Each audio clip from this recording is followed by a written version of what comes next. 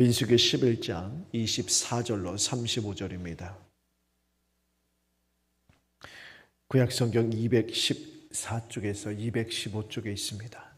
민수기 11장 24절로 35절까지 한 절씩 교독하겠습니다. 민수기 11장 민수기 11장 24절로 35절입니다. 모세가 나가서 여호와의 말씀을 백성에게 알리고 백성의 장로 70인을 모아 장막에 둘러 세우매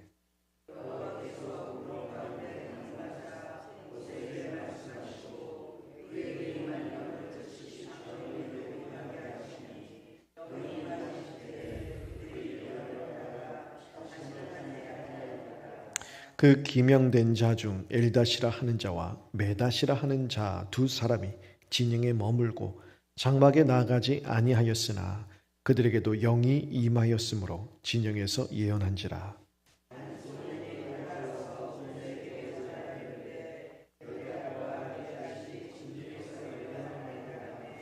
택한 자 중 한 사람 곧 모세를 섬기는 눈의 아들 여호수아가 말하여 이르되 내 주 모세여 그들을 말리소서.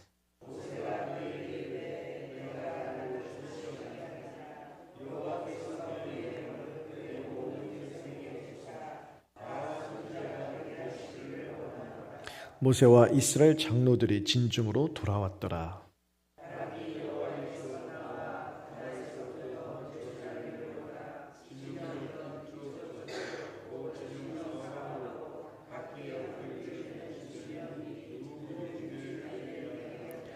백성이 일어나 그날 종일 종야와 그 이튿날 종일토록 메추라기를 모으니 적게 모은 자도 10호멜이라. 그들이 자기들을 위하여 진영 사면에 펴 두었더라.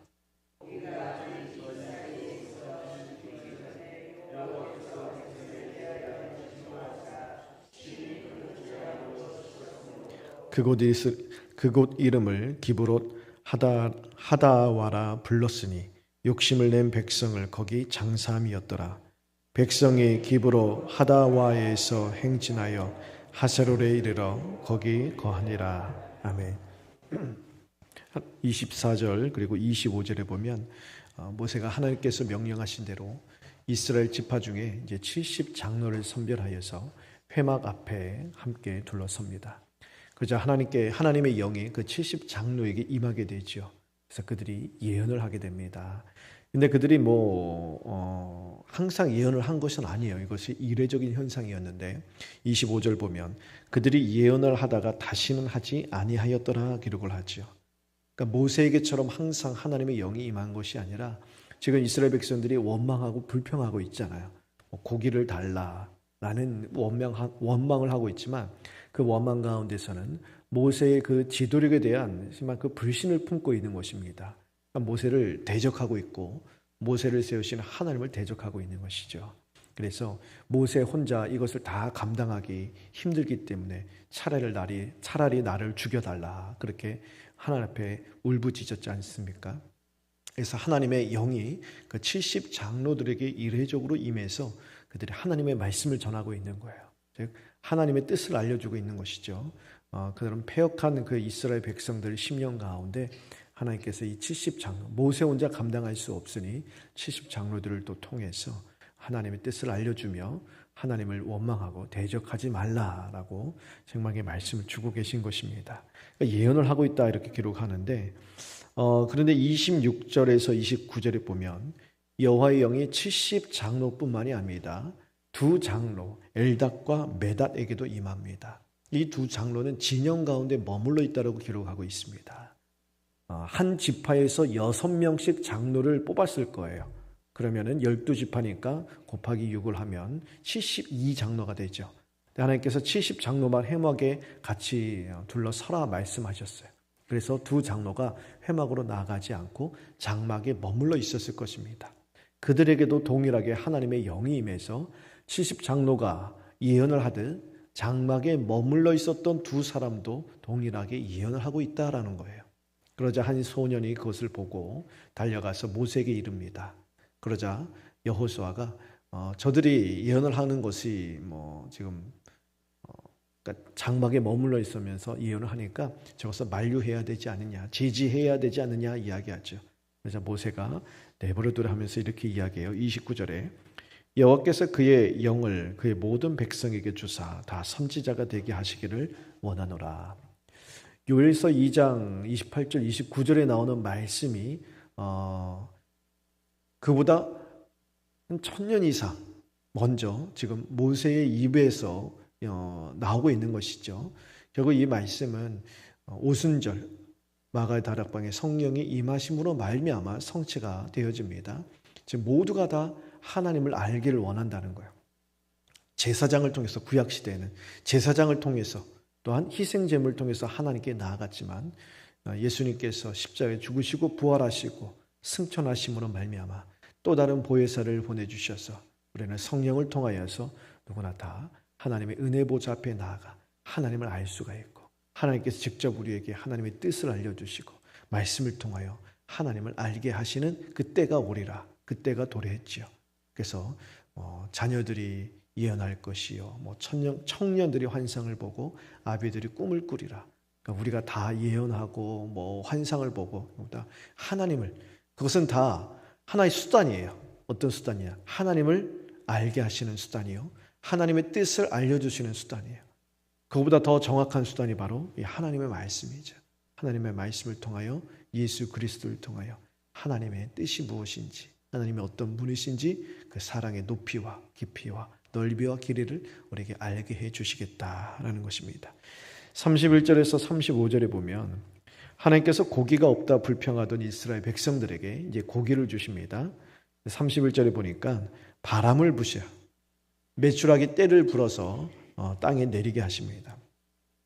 어떤 책을 보니까 실제로 이 당시에 그 봄과 가을마다 큰 아주 많은 메추라기 떼가 지중해에서 이 아프리카 에티오피아 지역으로 이렇게 이동을 했다고 합니다. 그러면서 그 길이가 너무 기니까 중간에 이렇게 쉬어가는 곳이 있는데 그곳이 시나이 반도, 그러니까 지금 이스라엘 백성들이 시내산에서 내려와서 출발해서 이 가나안 땅으로 지금 가고 있는 이 중간에 이 광야 지역이죠. 이곳에 중간에 이제 머물러서 휴식을 취하는 장소라고 합니다. 하나님께서 그래서 바람을 불어서 이 메추라기 떼를 이스라엘 백성들의 그 진영적으로 지금 몰아넣으셨다라는 것이죠. 그래서 이제 진영 사방으로 하루길 되는 지면 위에 2규빗쯤 쌓였다라는데 2규빗이라는 것은 한 1m 정도예요.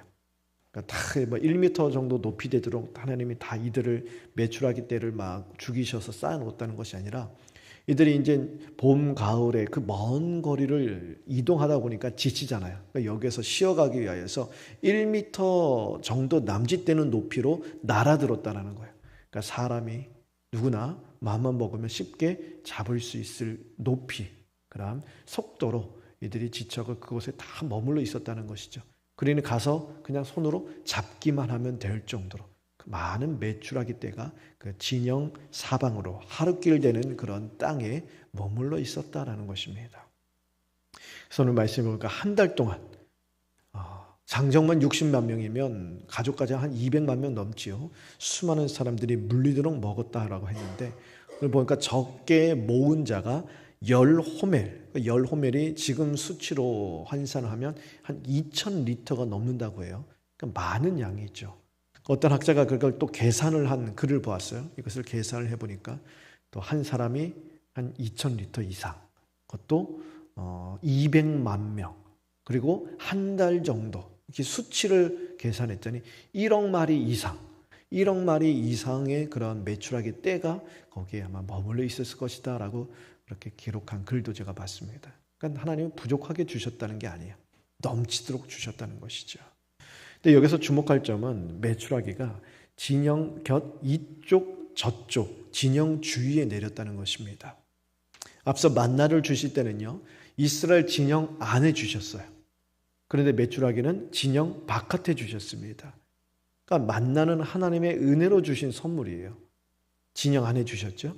그런 진영 밖에 주셨다는 것은 이스라엘 진영이라는 것은 의미가 있습니다. 하나님이 성막에 거하시고 성막을 중심으로 이스라엘 백성들이 동서남북으로 진영을 쳤습니다. 그래서 하나님의 거하시는 공간이에요. 그 안에 만나가 떨어졌어요. 하나님 주신 은혜의 선물이라는 거예요. 근데 진영 바깥에 주셨다는 것은 심판의 성격인 것이죠. 하나님의 공급하심을 믿지 못하고 원망하고 불신했던 이스라엘 백성들에게 하나님이 이렇게 전능하신 분이시다는 걸 보게 하시는 거예요. 그러면서 메추라기를 그들이 하나님의 전능하심을 신뢰하지 못한 그러한 그들의 불신에 대한 징계의 성격으로 내려주시는 것임을 하나님 구분하여 보여주시는 것입니다.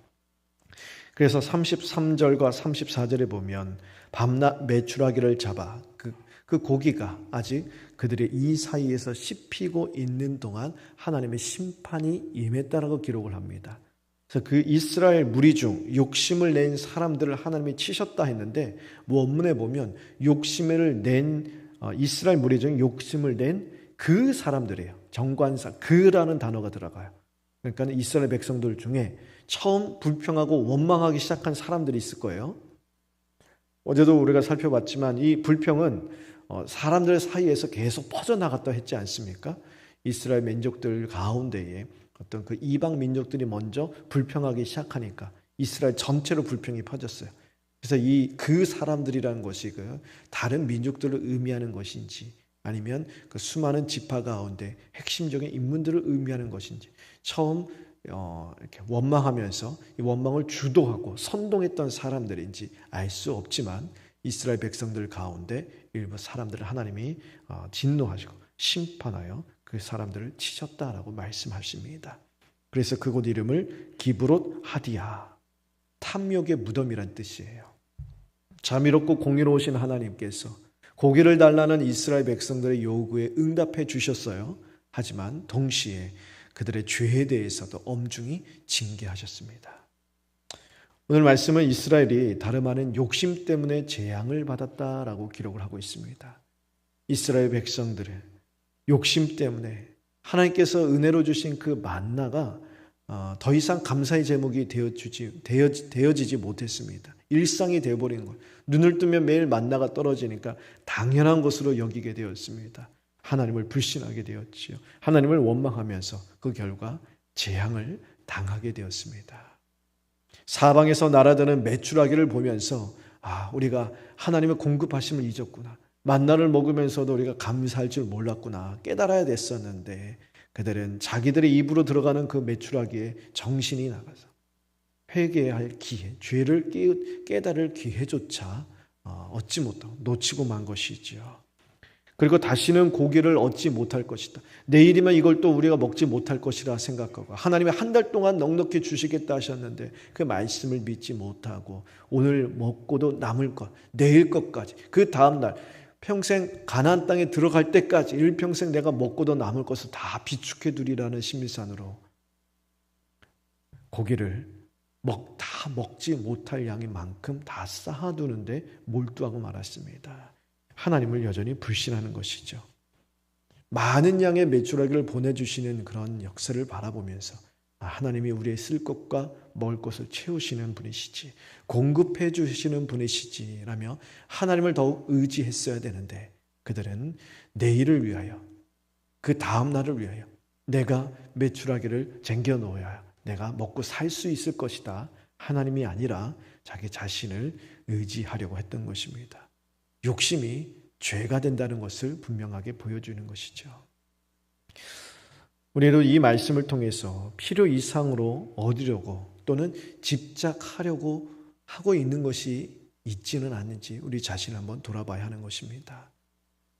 우리에게 일상이 되어버려서 혹시 우리도 감사의 제목을 놓치고 있지는 않는지, 하나님께서 우리에게 공급해 주신 모든 것들, 이것이 더 이상 감사의 제목이 되어지지 못하고 너무나도 지극히 당연한 일상이 되어버린 것은 아닌지, 우리가 살아가는 모든 삶의 터전들, 이 자리에 나와 하나님을 찬양하고 예배하는 이 구속의 은혜, 구원의 은혜, 하나님의 자녀가 된 것 이뿐만이 아니라 우리의 일상의 모든 것들, 하나님께서 우리 일상에 필요하여서 주신 모든 것들, 혹시 그것이 그때도 말씀드려요. 우리가 부족과 불평을 구분해야 된다 그랬죠. 물론 부족이 아니라 불평과 불평이에요. 불편할 수도 있습니다. 하지만 불편하다고 그것이 우리의 불평의 이유가 되어서는 안 되네요. 불편해도 하나님 그 불편한 가운데 강함이 되어주시고 넉넉한 은혜가 되어주시면서 불편함 속에서도 하나님 의지하며 지금까지 이 길을 걸어오게 하셨고, 그 불편함 때문에 우리가 하나님을 한 번 더 붙잡게 되고, 그 불편함 때문에 우리가 시선을 하나님께 두게, 어떻게 보면 하나님께서 우리에게 은혜의 수단으로 주신 것인데 그것을 통하여 우리가 하나님을 한 번 더 바라봐야 될 것을, 그것 때문에 우리가 불평하며 하나님을 원망하는 이러한 이스라엘과 같은 자리에 빠져서는 안 된다는 것이지요.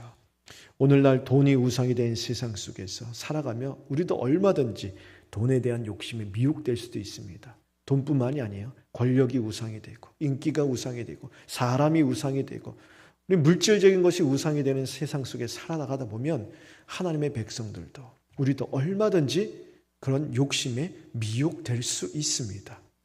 그런 미혹, 유혹이 언제든지 찾아올 수 있어요.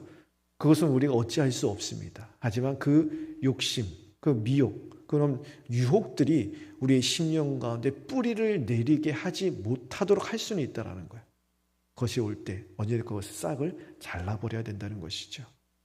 은행 잔고를 의지하며 밤낮으로 돈 버는 일에만 몰두하고 있다면, 권력에 의지하여서 밤낮 그 권력을 찾고 있다면, 세상 사람들과 똑같이 우리의 탐욕을 채워줄 수 있다고 생각하는 것에 밤낮 몰두하고 있다면, 우리도 지금 매출하기에 욕심을 내었던 이스라엘 백성들과 별반 다를 바 없다라고 오늘 성경이 우리에게 말씀해 주고 있는 것 같습니다. 하나님은 이스라엘이 원하는 대로 매출하기를 주셨어요. 우리도 마찬가지예요. 원하는 대로 다 주실 수 있어요. 그런데 왜 주시지 않느냐? 하나님은 우리에게 바라시는 것이 우리에게 주신 믿음을 보존하는 거예요. 우리의 삶에 필요한 것도 하나님 다 아세요. 그것을 채워주시기를 원하세요. 하지만 그것보다 더 바라시는 건 바로 믿음입니다. 하나님과의 관계예요.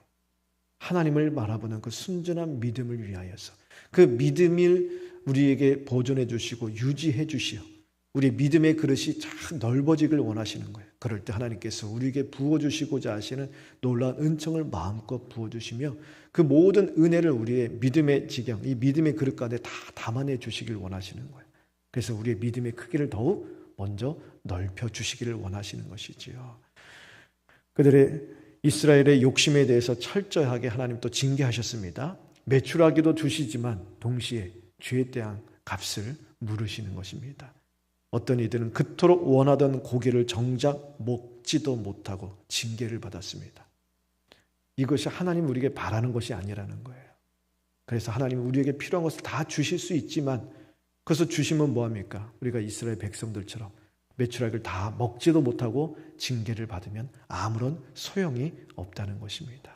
그래서 우리 안에 있는 탐욕을 다 제거하시고 욕심과 불신을 다 제거하시고 순순히 하나님을 바라보는 순전한 믿음으로 주님을 붙들기를 원하시는 것입니다. 먼저 그런 순전한 믿음의 상태로 우리를 세워주시고 우리의 필요한 것을 하나님이 채워주시는 선하신 하나님인 줄 믿습니다. 오늘 이 말씀을 기억하시면서 우리가 하나님께 무엇을 구하기 전에 하나님께서 현재 우리에게 주신 것들에 만족하며 감사하고 있는지 우리 자신을 돌아보면서 이미 주신 것에 감사하며 불신과 욕심과 탐욕의 길에 빠지지 않도록 우리의 마음을 지키게 되기를 바랍니다. 그래서 하늘의 양식인 하나님의 말씀을 더욱 사모하며 이 땅에서 정직하고 겸손하게 살아가는 하나님이 찾으시는 그 순전한 믿음의 한 사람 한 사람들 저와 여러분 다 되시기를 간절히 바랍니다.